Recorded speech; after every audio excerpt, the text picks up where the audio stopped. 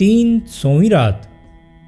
شہرزاد نے کہا، جب خلیفہ کے بیٹے نے ابو عامر سے کہا کہ اس کی کچھ شرائط ہیں اور وہ یہ کہ 1 درم 1 دانک مزدوری اور جب اذان ہو جائے تو وہ جماعت کے ساتھ نماز پڑھنے چلا جائے گا، اور جب ابو عامر نے کہا کہ منظور ہے تو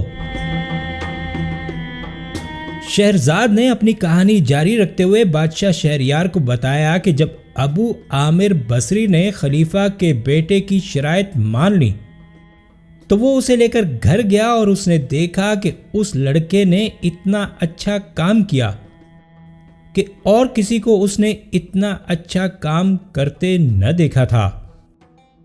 جب چاشت کا وقت ہوا تو ابو عامر نے خلیفہ کے بیٹے سے کہا کہ چاشت کا وقت ہو گیا ہے، لہذا تھوڑا توقف کر لے اور کچھ کھا لے۔ تو اس نے انکار کر دیا، اور جب اس نے انکار کیا تو ابو عامر سمجھا کہ وہ روزے سے ہے۔ اس کے بعد وہ اپنے کام میں مشغول ہو گیا، اور ابو عامر بصری اپنے کاموں میں لگا رہا، اور جب ظہر کا وقت ہو گیا اور اس نے اذان کی آواز سنی تو اس نے ابو عامر سے کہا کہ کیا تجھے شرط معلوم ہے؟ ابو عامر نے کہا، ہاں۔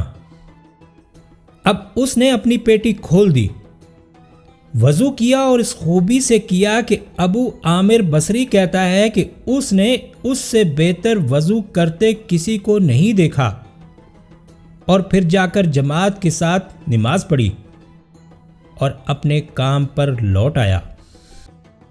وہ لڑکا اپنے کام میں لگا رہا یہاں تک کہ عصر کا وقت ہو گیا، اور ابو عامر نے اس سے کہا کہ اے عزیز، مزدوری کا وقت ختم ہو گیا ہے، کیونکہ مزدوروں کا کام عام طور پر عصر تک ہوتا ہے۔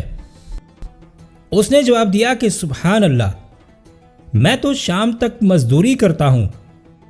اور پھر جب اس نے عصر کی اذان کی آواز سنی تو ایک بار پھر اس نے اپنی پیٹی اتار دی اور وضو کیا اور جماعت کے ساتھ نماز پڑھی، اور پھر لوٹ کر اپنے کام پر آ گیا اور برابر شام تک کام کرتا رہا۔ اب جب شام کا وقت ہوا تو ابو عامر بصری خلیفہ کے بیٹے کے پاس آیا، اور اس نے اسے 2 درم دیے۔ انہیں دیکھ کر اس نے کہا کہ یہ کیا؟ ابو عامر نے کہا کہ یہ تیری اجرت کا 1 درم ہے، اور دوسرا میری طرف سے تیرے لیے انعام کے طور پر ہے، کیونکہ تو نے میری خدمت بڑی محنت اور جانفشانی سے کی ہے۔ اس نے 2 درم ابو عامر کی طرف پھینک دیے اور کہا کہ جو کچھ میرے اور تیرے درمیان طے ہوا تھا اس سے زیادہ میں تیرے سے ہرگز نہیں لوں گا۔ ابو عامر نے بہت کوشش کی لیکن اپنے ارادے میں ناکام رہا، اور مجبور ہو کر اسے 1 درم اور 1 دانک دیا، اور وہ اپنی مزدوری لے کر چل دیا۔ اس کے بعد ابو عامر بصری کہتا ہے کہ جب دوسرا دن ہوا تو میں صبح کے وقت پھر اسی اڈے پر گیا لیکن اسے نہ پایا۔ لوگوں سے پوچھنے پر معلوم ہوا کہ وہ ہفتے کے سوا اور کسی دن نہیں آتا، لہٰذا دوسرے ہفتے کو میں وہاں پہنچا اور اسے دیکھ کر میں نے کہا کہ بسم اللہ، مزدوری کے لیے چل۔ اس نے کہا انہی شرطوں کے ساتھ جو تجھے معلوم ہے۔ میں نے کہا ہاں، اور اسے لے کر اپنے گھر گیا۔ ابو عامر بصری کہتا ہے کہ میں اس کی نظر سے پوشیدہ ہو کر اسے دیکھنے لگا، اور میں نے دیکھا کہ اس نے ایک مٹھی مٹی لی اور اسے دیوار میں لگا کر اینٹیں ایک دوسرے سے جوڑ دی۔ میں نے اپنے دل میں کہا کہ اس طرح تو اولیاء اللہ کام کیا کرتے ہیں۔ اس دن بھی اس نے اپنی عادت کے موافق کام کیا، اور جب اذان کی آواز اس کے کانوں میں پڑتی تو وہ اپنی پیٹی کھول دیتا، وضو کرتا اور جماعت کے ساتھ نماز پڑھتا۔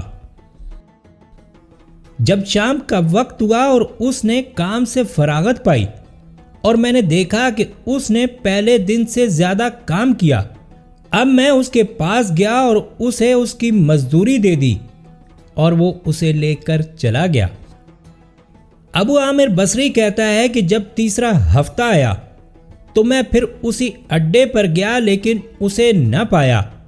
اب میں لوگوں سے اس کے متعلق پوچھنے لگا، جس پر مجھے معلوم ہوا کہ وہ بیمار ہے اور فلاں عورت کی جھونپڑی میں پڑا ہوا ہے۔ وہ عورت ایک بڑھیا تھی اور جس کی پارسائی لوگوں میں مشہور تھی۔ اس کی جھونپڑی سرکنڈوں کی بنی ہوئی تھی اور جنگل میں تھی۔ میں اس جھونپڑی پر پہنچا اور اندر جا کر دیکھا کہ وہ زمین پر پڑا ہوا ہے۔ اس کے نیچے کوئی چیز بچھی ہوئی نہیں تھی اور تکیے کی جگہ بھی ایک اینٹ رکھی تھی اور اس کے چہرے پر نور چمک رہا تھا۔ ابو عامر بصری کہتا ہے کہ میں نے اسے سلام کیا۔ اس نے سلام کا جواب دیا۔ اب میں اس کے سرانے بیٹھ گیا اور اس کی کم سنی، غربت اور خدا پرستی پر رونے لگا، اور پھر اس کو مخاطب کرتے ہوئے پوچھا کہ کیا تجھے کوئی ضرورت ہے جو میں پوری کر سکوں؟ اس نے کہا ہاں۔ ابو عامر نے کہا کہ وہ کیا؟ وہ بولا، کل چاشت کے وقت میرے پاس آئیو، اور جب تو میرے پاس پہنچے گا تو میں مر چکا ہوں گا۔ مجھے غسل دیجیو اور میری قبر کھودیو، مگر کسی کو خبر نہ کیجیو، اور اسی لباس میں جو میں پہنے ہوئے ہوں مجھے دفن کیجیو۔ جب تو مجھے قبر میں اتار دے تو میری جیب کی تلاشی لیجیو، اور جو کچھ اس میں سے نکلے اسے اپنے پاس حفاظت سے رکھ لیجیو، اور جب تم میرے جنازے کی نماز پڑھ چکے اور مجھے دفن کر چکے تو بغداد چلے جائیو، اور وہاں خلیفہ ہارون الرشید کے محل کے باہر پہنچ کر انتظار کیجیو کہ خلیفہ اپنے محل سے باہر نکلے۔ پھر تو اس سے مل کر اسے وہ چیز دے دیجیو جو تجھے میری جیب سے ملی ہوگی، اور اس سے میرا سلام کہیو۔